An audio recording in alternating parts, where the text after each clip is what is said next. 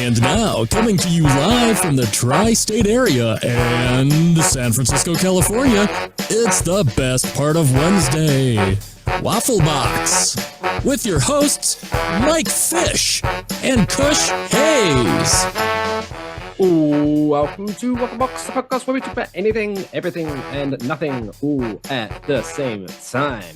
Come back from an episode 60. 60. We're talking about Ezra Miller being up to his old tricks again. We're going to world record galore, middle show quiz, and we're talking praise. I'm Mike Fish, and I am joined, as always, by the main man in San Fran. It's Mr. Kush Hayes. Kush, how you doing, buddy? What's good, y'all? Kush Hayes here, coming to you live from Oracle Park in San Francisco, where the Arizona Diamondbacks will be taking on the San Francisco Giants tonight at 6:45 local time. Check your local listings, and that's now money all over the visiting broadcast booth. Woo, woo, woo. I like that you got the logo on the big screen. No, that's good. It's very, you got connections. You know what kind of favors I had to perform to get them to do that? Like, that wasn't easy, dude. But there it is. That'll be up there for the next hour while all those people are just down there standing very idle and still. Because I was just like, hey, corns and Waffle Box, keep it down there. And they're all just like standing still looking at the screen. Like, what the fuck is a Waffle Box? Whatever, it keeps them busy. Update since last week's episode. I don't know if you can hear it, but I've now got a fan in the room keeping me cool. Good. So I'm a little bit better now. Happy report, can't hear anything regarding a fan. So stay cool, my friends, stay cool. I mean, yeah, it's like I got a nice can of Coca-Cola. Other sodas are available. But within like 20 minutes, it's not even ice cold anymore. It's depressing. Oh, that is disappointing too. Damn you, science and nature and other things that are ruining my life right now. So talking about, so you're obviously, in the production job sphere. You love your job. You say you got the best job in the world. I mean, look at this view, man. How could you not like that? I wish I could be here more. Even that bird in the sky is like still like, it's like, don't flap too loud. I want to go on the microphone. That's the amount of respect the Waffle Box holds. Not only do people just stand still, ignoring their job, neglecting their careers, but wildlife also just holds in place. But speaking of other dream jobs, I'd say that word, pun intended, there may be a new fantastic way to earn some money, which I'm going to allude to now. So do you remember before I mentioned there was like companies asking they were going to pay for donations of like poop and things like that to earn money and whatever weird stuff companies do? Well, this New York company is willing to pay people to literally do nothing. So this New York-based mattress company is now it's Casper. I don't know why they don't just go into that. The fact that they're based in New York adds nothing to the story. I'm just saying that if you're writing stories, Casper, free plug, not an ad, hashtag. They are seeking professional sleepers to get paid for taking naps and documenting the experience on social media. So I can close my OnlyFans account. Yeah. So this again, do people get paid for the word? Because it says Casper, a mattress firm founded in 2014. Again, adds nothing to the story, but it's in there. Who cares? Said on its website that is hiring Casper sleepers willing to snooze in our stores and in unexpected settings out in the world. Now, what do you think could qualify as unexpected setting to sleep on a mattress? Like they ask I you bet to go they're into gonna like, the set up a forest, bed on 42nd Avenue out in Times Square. or in like a glass case so people can watch you sleep. Oh, if you're lucky, there's a glass case there, but that would probably like fry anybody in the Oh, box yeah. itself. So maybe they just have like a little barricade and some cops around. But yeah, that's Just while sleep whilst pigeons shit on you. it's occupational hazard for sure that day. The chosen candidates will document their napping experiences on social media. The listing says ideal candidates should have, quote unquote, exceptional sleeping ability. Okay. The desire to sleep as much as possible. That's me. And an ability to sleep through anything. No, Now, not me. unfortunately, if you are watching or listening to this now, applications closed on August 11th. So it's too late now, but yeah, it's how would you know if you have exceptional sleeping ability? And who says that kind of that's me? Like if someone said, "Oh, name 3 things about you that people might not know in an icebreaker situation," and one of them was like, "Oh, I'm an exceptional sleeper. I'm very good at it." Like, it's weird. Might be better. I'm sure there's more about you than your ability to sleep. The thing It's a weird trait. does. So, Right. But there you go. So it no doesn't first say date how has much. ever complained about me falling asleep. How about that? Yo. We get a little blue here on the waffle box. We get a little blue. How would you Consent like is to, sexy, everybody. Don't forget that. How would you like to come back to mine and sleep together? Yeah? Okay. Well, my alarm set for 8. Good night.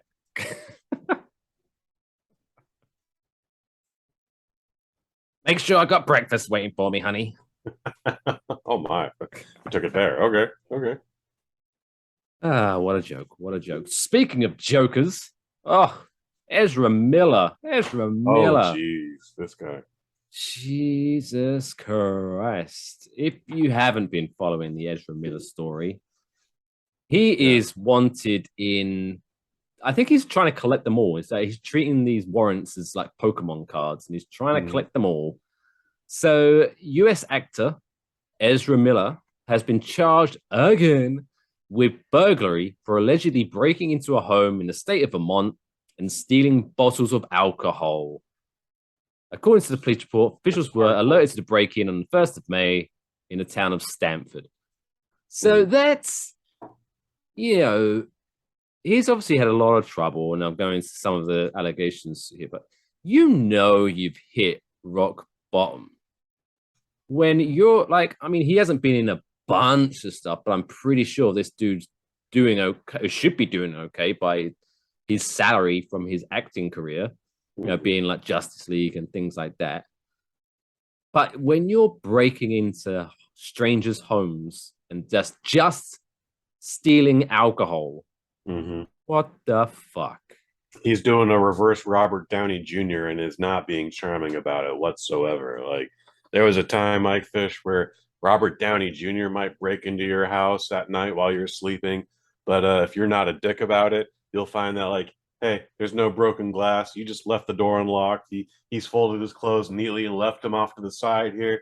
And like I said, if you're not a dick about it, he might make you breakfast in the morning and have a good laugh about it.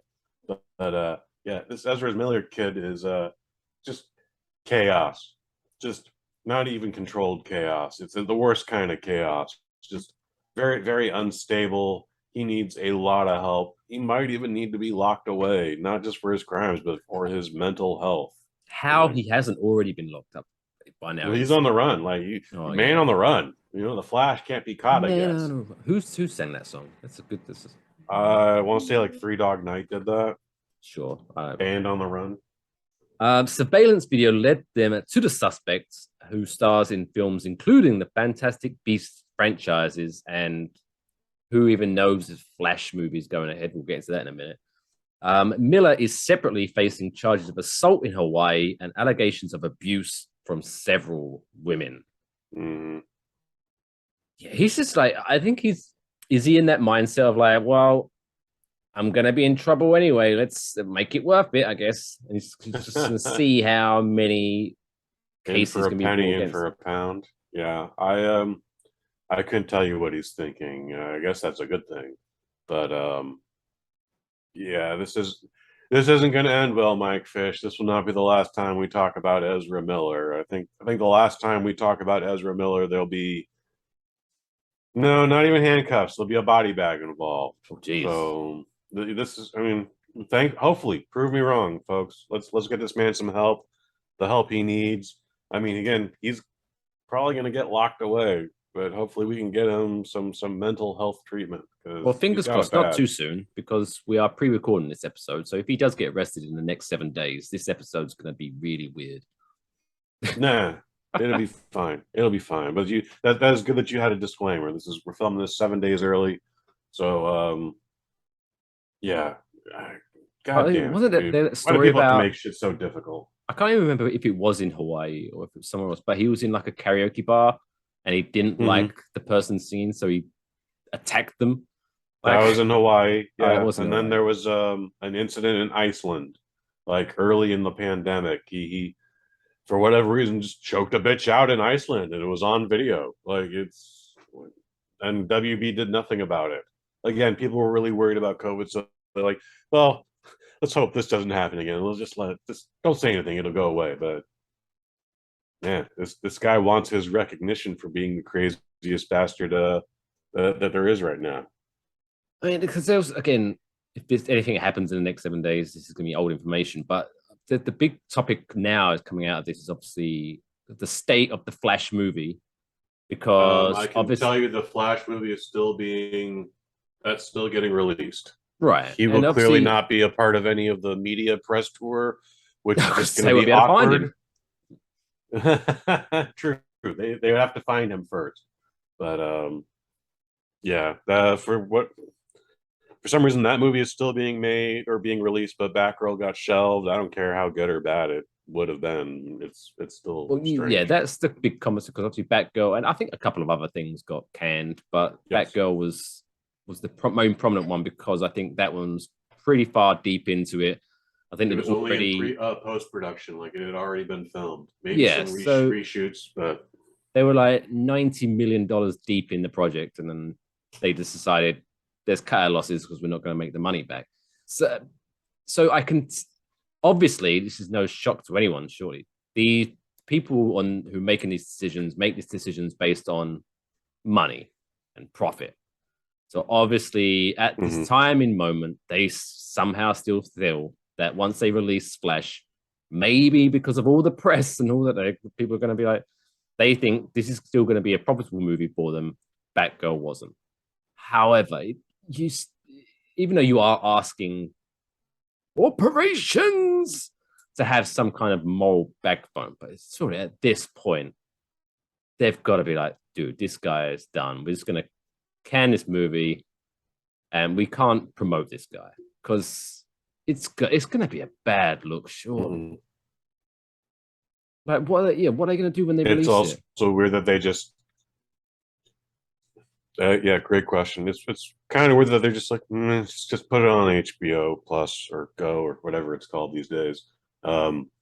But let's just get this out there, because this thing is still coming out in a year. I mean, 11 months maybe now is the timeline. Then who even knows what platform's going to be cool by then? For the next 11 months, anytime something about the Flash comes up or Ezra Miller, it's going to be like, well, he's still got the Flash movie coming up, or the Flash movie's coming up. Well, Ezra Miller is still on the run. Like yeah.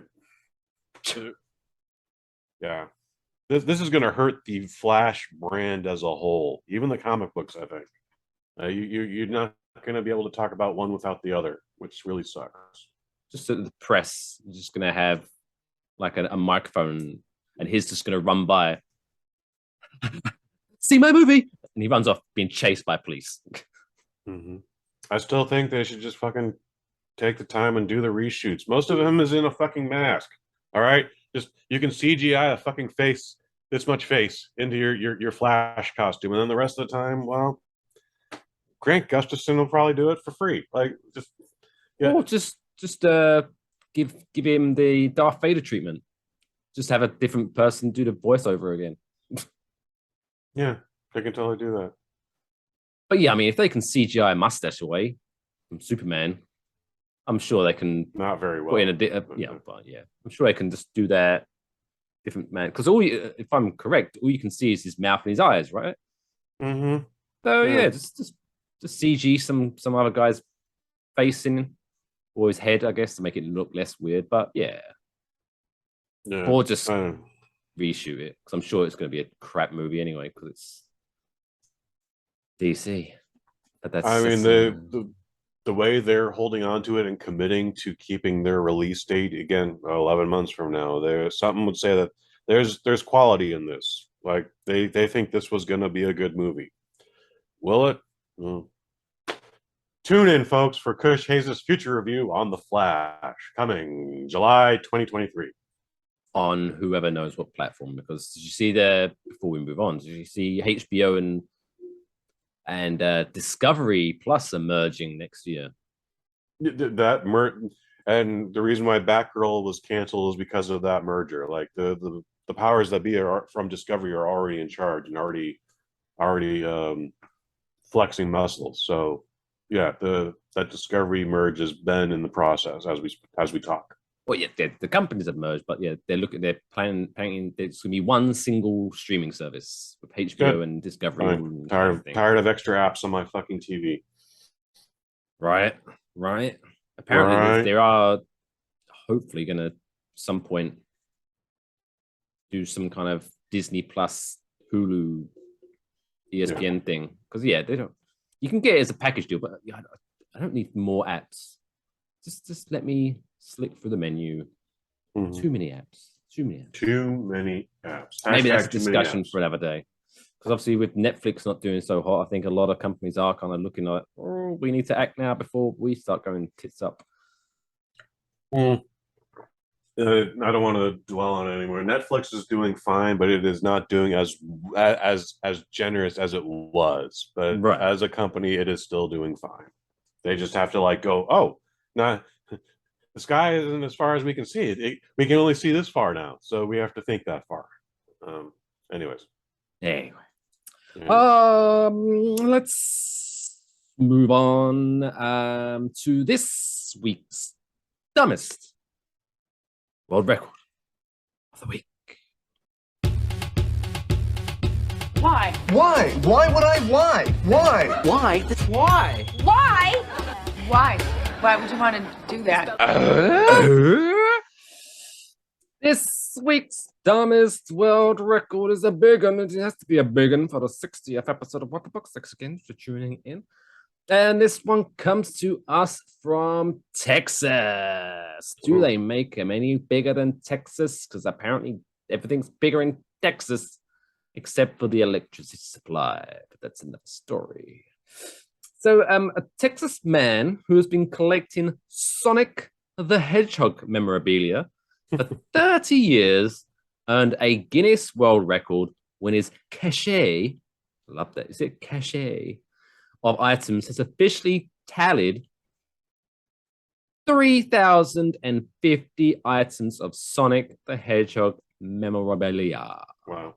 One, that's amazing that he has that much too. I thought there would actually be more Sonic merchandise out there, but you never know. Well, let's dive into Barry Evans of Dayton. So he said he bought a copy of Sonic the Hedgehog 2 for Sega Genesis in 1992, his first ever video game purchase, and he's been hooked on the character ever since. So he was a Johnny come late, he was a latecomer to the party. So imagine if he'd got Sonic 1. How much? Jesus Christ. Sonic the Hedgehog has been my passion for 30 years, Evans told Guinness World Records. Now, I'm not one to judge a fellow human being on this crazy rock that we call Earth, each to their own. But is like Sonic the Hedgehog, maybe if he's his favorite character in video game history, but can it be a passion? Can a video game character be an obsession? Obsession. It can Like- definitely be an obsession, but it depends on what his passion regarding Sonic is. Probably something sexual. It's always sexual, but yeah, Like, you could I be don't care about passionate about anything that music, much. passionate about video games, even passionate about Sonic the Hedgehog. I don't know. It just seems that's the language in that story seems a bit weird. We connect to what we connect to. I don't know what, like, when I was 1991, I was obsessed with Teenage Mutant Ninja Turtles in 1991. But guess what? It's 2022, 2023. I don't give a shit anymore. And the franchise has been rebooted 5 or 6 times now. My Ninja Turtles is not the Ninja Turtles your nephews grew up with, is not the Ninja Turtles your children will grow up with. So yeah, I'm over. And but I good for you, Mr. Sonic Man. You'll also be happy to know that last week, 7 days ago, Mike Fish, Paramount Pictures has announced that they will be doing Sonic 3. And I think it comes out 2024. It might come out 2023. I forget the release date, but Sonic 3, the movie, is coming. I haven't seen the second one yet, but I did enjoy the first one, I must say. Okay. Yeah, I've still not seen none of them. Still gonna sit out number 3, but people love it. People love it. Yeah, Teenage Mutant Turtles. Yeah, they're not my Teenage Mutant Ninja Turtles shouted "damn," but you don't get that anymore. So Barry Evans, which I don't know, I just love saying his name, Barry Evans. He sounds like a guy that collects Sonic the Hedgehog stuff. Said the game was his first item in his collection, and the second was a Sonic-themed bubblegum container in 1993. Okay. Yeah, this guy came from nothing. Like, and now he's here. This is like I've only got 3 things that I own in this world. I've got my Sonic 2 cartridge, I've got my bubblegum collector, and then I've a picture of my mom who abandoned me when I was 3 and went out for milk and never came back.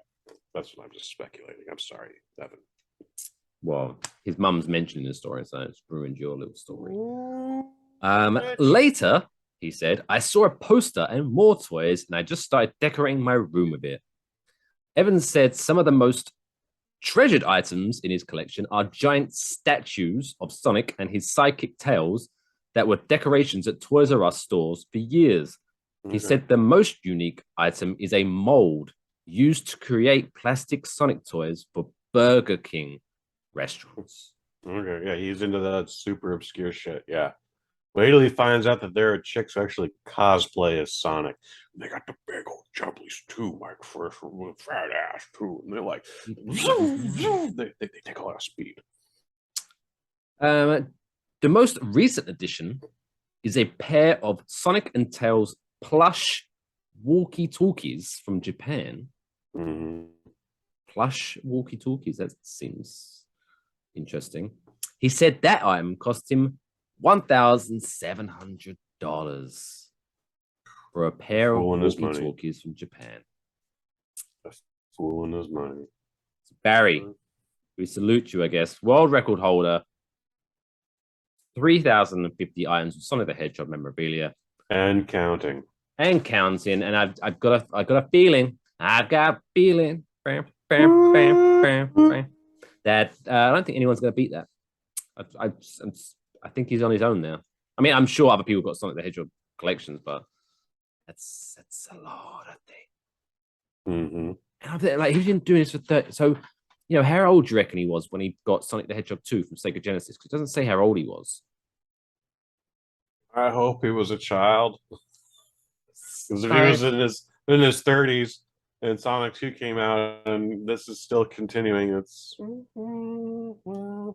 like, let's just speculate and say he's like maybe late 30s. Again, I'm late not 30s now. Charge. Like late 30s now. Yeah, he's got nothing else going on for him. That's what's up.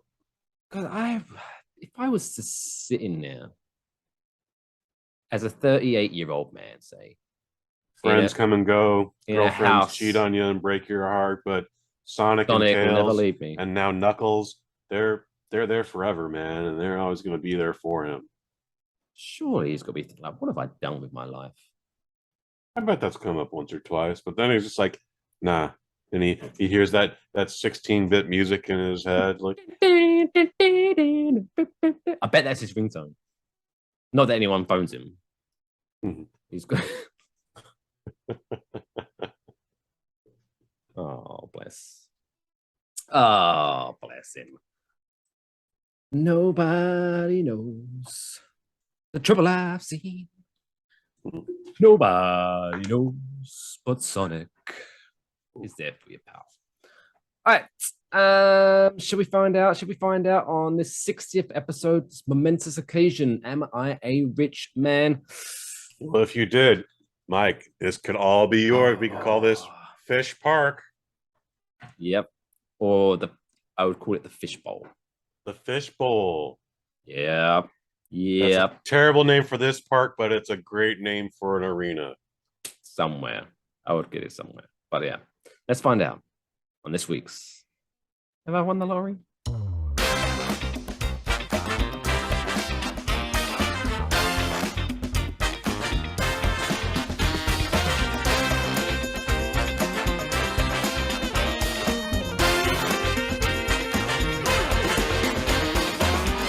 Has Mike won the lottery?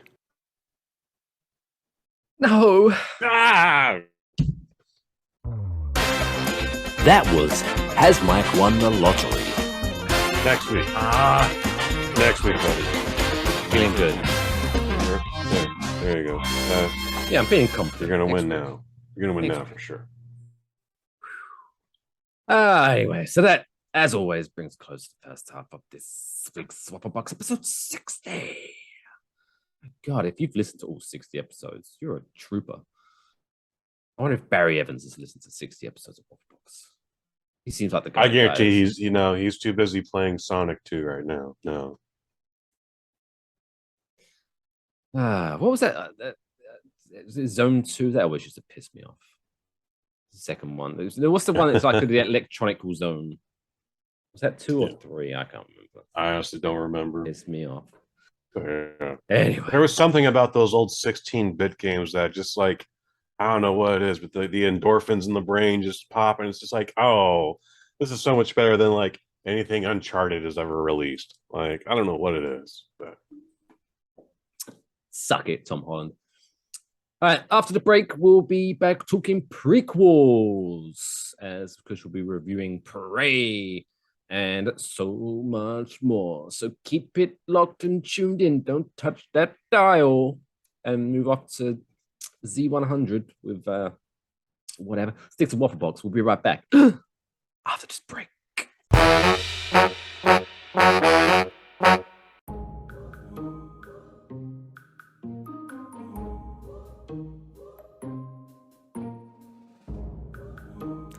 Hey, you. Yes, you. Was you thinking of having that beer? But my friend, it's only 10 a.m. Won't everyone judge you for drinking this early? Don't worry, we've got just the thing to help you. Your very own Waffle Box mug. And now, everyone will just think you're drinking coffee, so you can enjoy your morning beer judgment-free. Go to wafflemerch.com to get yours today.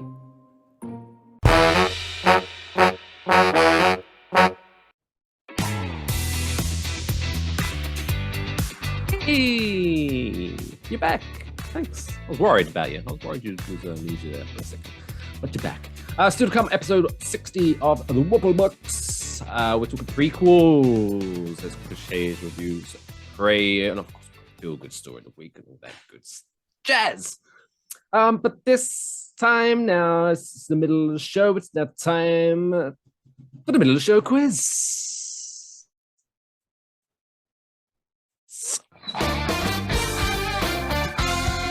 Middle of the show quiz. I had to find me buttons. I couldn't find me buttons. It's the middle of the show quiz. Of course, since we are reviewing Prey, we've got prequels on our brain. So I'm going to give Kush 5 movie titles that are prequels. And he has to tell me the original movie in which they are prequels to. oh, Nice fun. and simple, right? Nice and simple, right? Dude, where do you come up for this stuff? You're really good at this. It's all in my brain box, man. It's all in my brain Okay. box. You warmed up? You ready? You ready I'm to ready, baby. face this Let's do it. quiz? Ready, Freddie? To the music. Question number 1. Prequel number 1. Let's start off easy. Cruella. What was that a prequel of? 101 Dalmatians. There we go. Nice and easy ones to give you a warm up. Yeah, that was nice. That was good. Number 2. Prometheus. What was Prometheus a prequel to? Alien. To be fair, when I was putting these together, I was like, these are too easy, but it is what it is. Number 3. Leatherface. What was Leatherface a prequel of? Texas Chainsaw Massacre. Good, you're good. All right, let's see if we can catch you out on at least one of these last ones. Prequel number 4. Red Dragon. What was Red Dragon a prequel of? Please repeat the question. Red Dragon. Oh, Silence of the Lambs. Going for a clean sweep, ladies and gents. Going for the clean sweep. And prequel number 5. The Good, the Bad, and the Ugly. Oh. Starring Clint Eastwood. Which was this a prequel to? Fistful of Dollars. Oh, Wow. He's good. Okay. Middle of the show quiz. Oh, 5 out of 5. Oh my God. Like, To be fair, yeah, when I was putting those together, I thought there's no way I'm going to beat you on this one. But I thought I might catch you on one of those. that last one was really hard because I've not seen any of those films. No, me either. Because there's a couple. There's a At fistful least of not in dollars. their Then entirety. was it? There's a something about more dollars or something. There's a fistful of dollars. There's a fistful more of dollars. And then the Good, the Bad, and the Ugly, which I didn't even know that was a prequel. So you educated me on that, Mike Fish. Fun fact. It's the fun fact. That But was a fun fact. on this day, Kush Hayes did feel lucky. Punk. Hey. 5 out of 5. 5 out of 5. All right. So the reason we were talking about prequels, obviously, is because Kush is going to talk about Prey, the prequel to Predator. So now we enter the realm of the trap door. So this, if you haven't heard this before, this is where we give Kush 4 things from a certain category, and he's going to decide which one is destroyed, eliminated from history, whether because they suck or instead it was worse than a bunch. So let's introduce this week's trapdoor segment. No, that's the wrong one. Damn it. Got too excited for the movie review. I understand. So this week's trapdoor, we're talking about movie monsters. Movie monsters. Now, here's the prefix to this one. So it's not just which one was the worst of the bunch. This is Kush Hayes. You are going to have to insert yourself into the movie in which they were made famous for. And so which one of these do you think would be the easiest to avoid? So which one, you're like, I could take that, or, you know what I mean? That one's the one that gets eliminated. Okay. I'll do my best. Understand the exercise. Respect the exercise. We'll find out. The 4 movie monsters this week are Alien from Alien 1, the first one. Godzilla. Okay. Predator from the first one. Dig it. And Jaws, which may seem out of left field, but that's my 4. Jaws, Alien, Godzilla, Predator. Which one of you is like, I'm in this movie, I fancy my chances against this bad boy? Well, Jaws, because 1, I'm not a strong swimmer, but I wouldn't even be in the ocean in the first place. Okay? Oh, no, you're not respecting the exercise, Kush. You're in the movie. I am in the movie. So you're on a boat. I am? Yes. Doesn't seem like me. Suck it up. You can't like last week where you could just eliminate boats. You're in it now. You're in it. You're in the thick of it. You go in, woo, up and down. You maybe get a little bit of seasickness. Uh-oh. And now there's a giant fucking shark coming after you. Are you saying to my face that that's the easiest one, huh? Huh? Are you saying that? Or are you going to change your answer? So the alien is a vicious killing machine that knows no fear. It can't be reasoned with. And it just destroys you. Or it uses you and impregnates you with its spore. And then you become yeah. So I see myself not getting out of that situation. Predator. I mean, if Predator is in my vicinity, it's probably not hunting me, as I'm usually not armed. And if I am, it's not to the teeth. They'd be like, "Oh, that's just Kush Hayes. Go away, Kush Hayes. You're not a threat to me. You are not a trophy." I'm not trying to talk down about myself, but you know, got a dollar. Mm-hmm. And then you know, Godzilla. I mean, Godzilla is just going to crush the city already. He's already destroyed San Francisco as it is. So, you know, I watched Godzilla and I just went, "Oh man, yeah, I'm totally dead in this scenario." But in Jaws, I don't know if you've heard this, Mike Fish. Maybe it's just a schoolyard myth. Maybe it's just something that jerk offs who get drunk at the bar tell each other. But like, I'm gonna punch that fucker right in the nose, and I'm gonna escape the clutches of Jaws. No problem. Easy peasy. Go fuck yourself, Jaws. You're a piece of shit. No, I'm not scared of you. I thought that was going to be one that stayed, but I got it wrong, I guess. R.I.P.Z. to Jules. Don't need a bigger boat now. No, not anymore. Just need a boat and a life dinghy or whatever jacket. That donut thing is. Life a life jacket would probably be good. No, not buoy. Buoy's anyway. Lifesaver. Yeah. The things that the candy is named after, I'm assuming. They are. I bet they don't taste as sweet. Not at all. They taste like this is salty. Moldy plastic. Like like a basement. You ever find some Tupperware in the basement after 20 years and then like, ew, yeah, that. Like it wasn't dirty, it was already clean, but just that much time in the basement, it's just collected all the must and mildew and just. Don't lick a lifesaver, folks. Don't lick a lifesaver. Let's get to the main event, the monster itself. Or if there is, I don't know, I haven't seen it. But it's time now. We heard the jingle earlier. It's now time to bring it back because it's now time for Kush's movie review.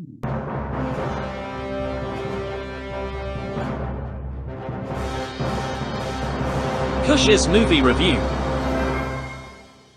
At least I was playing a drum this time as opposed to like slapping the bass. Slapping the bass, turning the horn.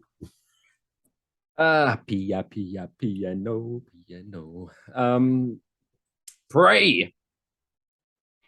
It's the prequel to Predator. Tell them about it, Kush. We're talking this week about Prey. It is a prequel to the movie Predator. It is not necessarily the prequel. A lot of these Predator movies, they're just standalone stories. They've tried to do a couple sequels and they never work out the way they want. The best Predator movies have always been the standalones. So the original Predator, obviously, goddamn classic. Predators with Adrian Brody and Danny Trejo and Mahershala Ali and Alicia Braga. That's a great cast. Schwarzenegger, the guy from the '70s show. Anyway, like that was just its own standalone film, and it was great. I kind of wish if they were ever going to do a sequel, it would have been to that one. But you're not going to get that cast together, no sir, no sir. So, but we've also had other nonsense. Predator 2 with Danny Glover. I don't think it's a good movie, but a lot of people are. They're hanging their hat on that one right now. And you know what? I'm going to let them keep it. But I think we're all universally agreed on The Predator, the Shane Black movie from 4 years ago. That thing was so abysmal that when they went, do we want to make another Predator movie? Well, the answer is yes, we do. But probably gonna just put it on Hulu exclusively and slash the budget by 3/4. Prey is rated R. Again, it's an exclusive on Hulu. You're not going to find this in the theater. You're not going to find this on Netflix. You're not going to find this on iTunes. It is directed by Dan Trachtenberger, and he directed 10 Cloverfield Lane, which why I did not see that. Everyone seems to say, like, that's a really good Cloverfield movie. Some are even saying it's better than the original Cloverfield. Oh, it's not hard. The first Cloverfield was garbage. I may or may not agree with you on that. Don't get me. I think I've mentioned this before, but Clover, right? So it's obviously that found footage bullshit bollocks, right? Which you have to, if you're going to do a found footage movie, you have to do it well, right? Because this one was that I still remember to this day. How long ago did Cloverfield come out? Like, oh God, of 13, 14 years ago. It was like 2007, 2008. There's a guy who's obviously carrying the camera, and he gets killed. So obviously he's dead. So he drops the camera, and Matey, who's running with him, goes, "Oh my God," and then picks up the camera and continues film. That's not going to be your natural. You're just going to be like, "Oh shit, he's dead. I don't want to be dead." And you're just going to run. You're not going to carry on. You would probably not take the time to pick up his camera. But the story must go on. So anyway. TJ Miller was the guy who was the cameraman in that movie. Was he really? Yes, he was. Wow. Yeah, very young TJ Miller before he was making bomb threats at train stations. That was him.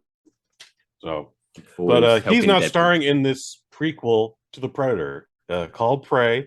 We got Amber Midthunder, Dakota Beavers, and playing this edition of The Predator, Dane DeLegrio. I'm sure I butchered his name, but he's so new in the game that I'm sure like 10 years from now, if he becomes a star, we're like, oh, his name was something pronounced entirely different. That's another podcast for later. We are dealing with the 17th century backdrop here. We have our subjects are a tribe of Comanches. Mike Fish, I don't know how well you are about your Native American tribes in history, but there was a tribe of, we used to call them Indians. We kind of now call them Native Americans. Some people called them first timers. I'm totally butchering that. Anyway, the Comanche tribe. OGs. It's a very simple movie. Some folks I've been talking to are upset that we don't actually see what the Predator looks like for the first hour of the film. By the way, again, this is a nice, tight hour and 40 minutes. Do we need more? No, thank you. Could we have used less? You know what? I like exactly how much time we had in this. Hulu has been nice enough to designate 3 different versions of this. What does that mean? 3 different languages. So you can hear it in traditional American English. And the cast, well, safe to say that none of them speak Comanche, or at least not very well. So they all talk like this. Hey, we should go out hunting for wolves. Really? I think we should do that too. But you're a girl. You can't hunt. But I'm going to show you. I'm going to not only be a great hunter, I'm going to be the best hunter. I'm going to be the first hunter. Yeah, so that's why are we talking like this? English hasn't come over here yet. Because this is for an American audience. This is for an English-speaking audience. And again, that's not important. But Hulu and Fox and Disney have all thought that out. So there is a special Comanche edition of this. Ooh. Now, the same cast is still speaking English, but they got a bunch of Comanches together, and they're speaking traditional Comanche, which is now a thing I've heard enough that I could even imitate disrespectfully. But wait, they haven't. So they're not dubbing over it. They're just talking over the top of. No, they've dubbed over it. Oh, they dubbed it. Okay. Yeah. The entire thing is in Comanche, except for when we come up with some French trappers, some French hunters, and they speak French. We don't get any translation of what they're saying, even with the subtitles provided. It just says speaking French. And actually, sometimes they actually like pronounce the French. So if you speak French, this movie might even be that much better, but you get the idea of what they're saying and what they're doing. However, the Comanche edition, like, there's much more inflection in it. There's the proper tone. I think I went back and watched a couple scenes that are in English. That's why I was able to go like, hey, there's a thing out there that's hunting us, and now I must hunt them. Like they're speaking very basic just like you and I might talk. In fact, you actually have a better accent than they do, Mike. You at least have an accent. They just talk like this.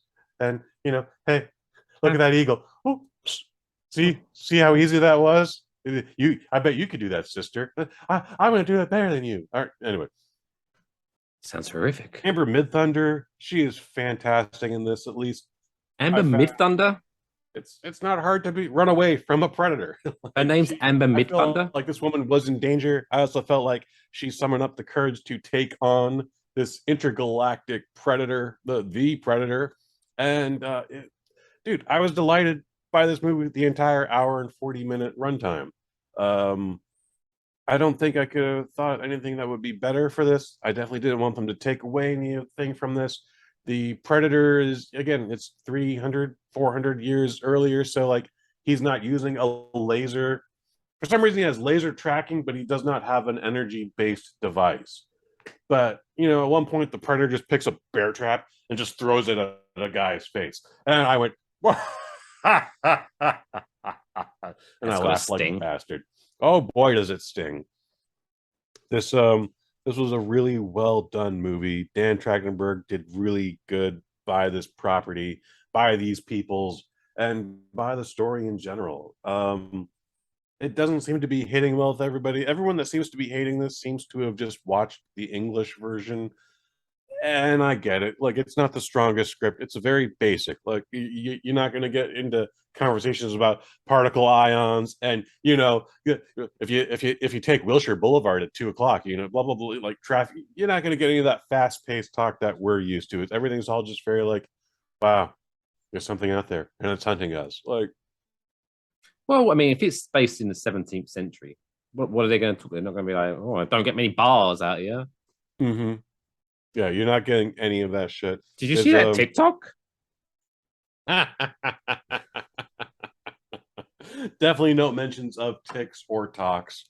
Yeah, I would recommend everybody check this out. It was a nice addition to the Predator lineage. Some people are saying it's the best Predator movie ever.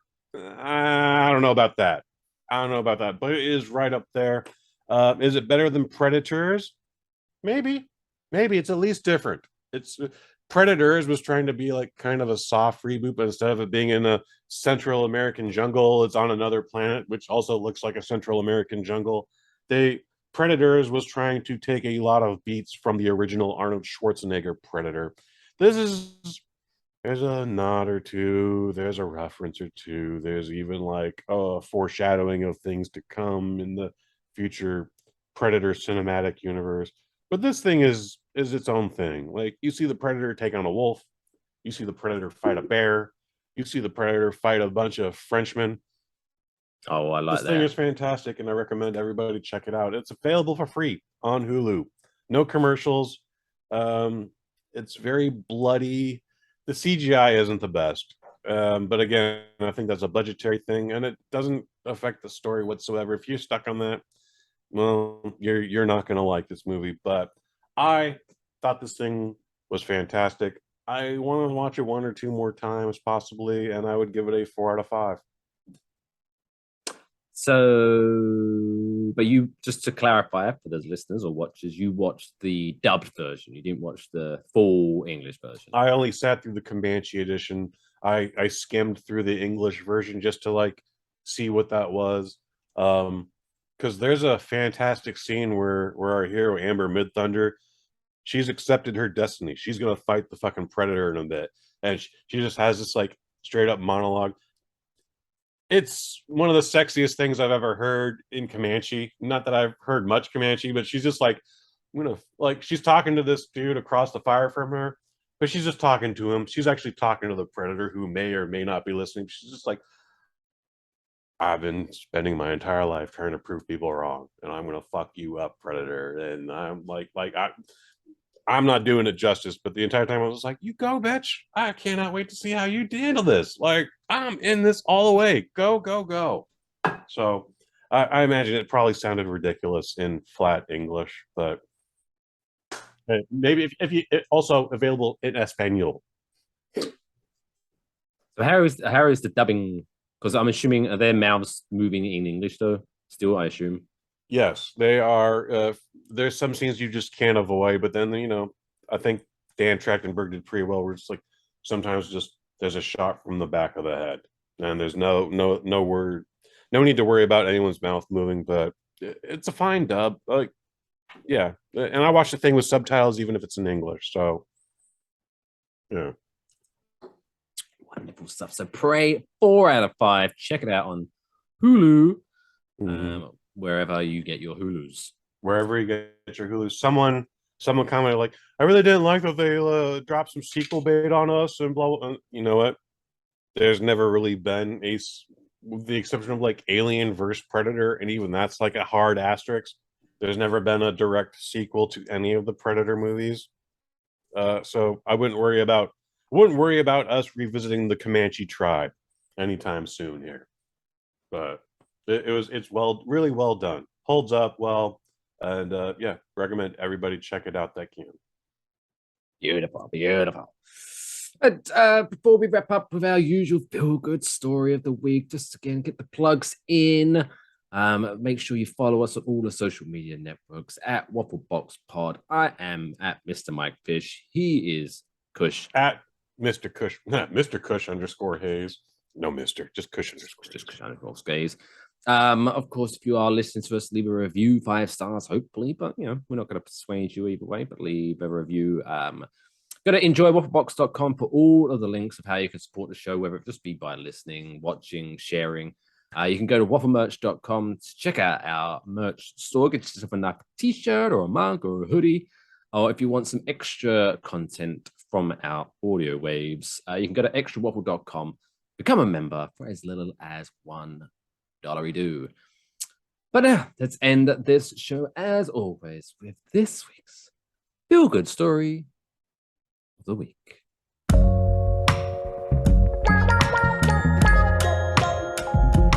That's the coolest fucking story I've ever heard in my entire life. That's insane. Can I hear it again?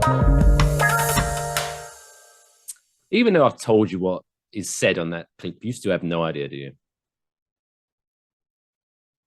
No.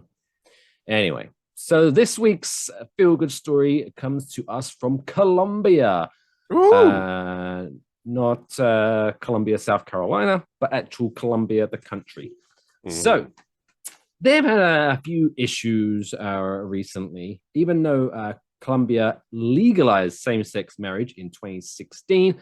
Homophobic attacks have continued and have been rife.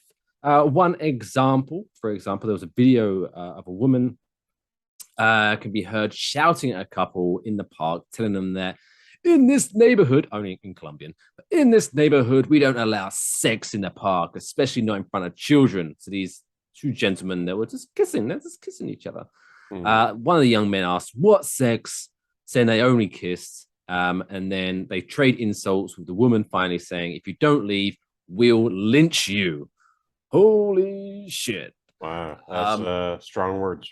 Indeed. And so to kind of try to combat that, people power, recently hundreds and hundreds of same-sex couples took to that very same park and started fucking. They didn't do that. But they staged a kiss-a-thon in the park where the pair had been confronted by that group of women, holding signs, for example, saying like kisses are a sign of affection, not a crime. People gathered in the park in the neighborhood of the capital, waving rainbow flags as couples kissed and celebrated as music played. Wonderful sign of community and togetherness. And, it's nice to also know that Colombia has Karens as well. I don't know what they're called. El Karen. La Karen. But it's Karen, I guess. So, yeah. So, by the way, have you changed something or am I going mad? Has that bird disappeared in the background? What the fuck? Oh, it's no, she's there. Oh, it's just glitching. I was like, what? That's blew my mind. The signal is somehow chopping up the back photo there, but it's there. Oh, I can see it. It's like it's glitching in like the Matrix. Yeah, right. But yeah, maybe you willed it out of there, Mike. Shout out to those amazing couples over in Colombia, sticking it to the woman. there in Colombia. Let people kiss in public as is their privacy. Like, that's Unless it's they're sad, like, but good for like, those folks. Unless they're sitting on top of you, they're not hurting anyone. Just let Right. them be. Let them be. Let it be. Let it be. As the Beatles once sang. Well said. Thanks. But that wraps up episode 60 of Waffle Box. Thank you very much for joining in. Thanks for being a member of the Search Squad, supporting the show, even if you're just listening. We appreciate you. And until next week, don't forget to take care of yourselves and each other. That's all, folks.